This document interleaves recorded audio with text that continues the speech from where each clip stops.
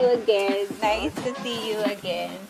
So guys, introduce ko muna sa inyo si Miss Wena. Siya ang CEO, owner ng Batangas Premium dito sa Batangas City. So ito ang warehouse area. Nandito yung mga ano nila, mga raw mats.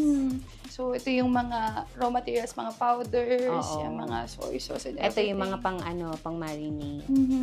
Then, ito yung mga tapos pinamimigay din natin to our distributors and resellers. Tapos, yung mga merchandises din natin na pinamimigay din natin to them. Okay.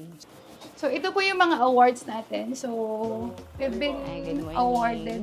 Ayan. Ito po yung team natin. Ang mga naka-front sa atin. Team, si Miss So, Christina. Hello. Ayan. Ano? And the team. Hi. Ano ginagawa ng team for Batangas Premium? Actually, we have our marketing team, our sales team, yung logistic natin at saka purchasing palabas-labas sa sila. Like for example, si logistic ngayon, nagdi-dispatch siya for meron tayong delivery for NCR and Cavite. Sila naman mga OJTs natin. Okay. May mga OJTs din. So, ito yung team ng Batangas Premium. This Ito is yung our office natin. office naman namin ni Sir Nico.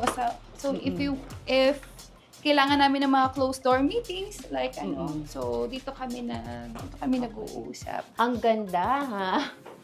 Thank Ang you, ganda. Madam. Tingnan niyo naman si Madam at si Boss nandito sa kanilang So, ito, ang dami niyo nang nakuha ang award, no? From 2020 Yes. hanggang 2024, grabe, nangungulekta na kayo ng mga award. More than 15? More than 15 for only ilang years lang. 4 years lang.